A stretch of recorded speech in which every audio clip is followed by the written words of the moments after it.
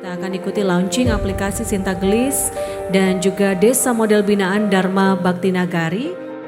Kita akan melakukan rakor DKPK Provinsi Jawa Timur dan nanti kita akan juga menyaksikan launching aplikasi Sintagelis. Jadi Sintagelis ini bukan data baru, tapi ini sebuah alat pengolah data sehingga diharapkan dengan memudahkan semua stakeholder.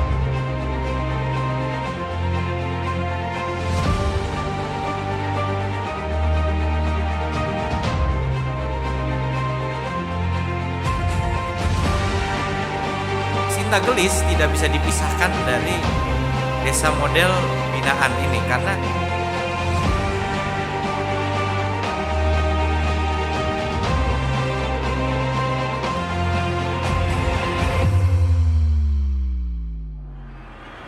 launching aplikasi Sintagelis, sistem informasi terpadu penanggulangan kemiskinan dan juga desa model binaan Dharma Bakti Nagari.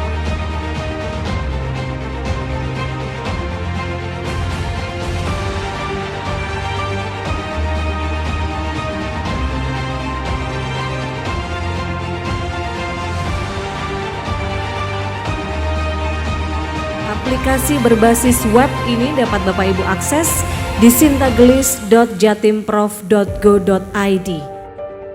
Salam optimis, Jatim bangkit. Salam optimis, Jatim bangkit.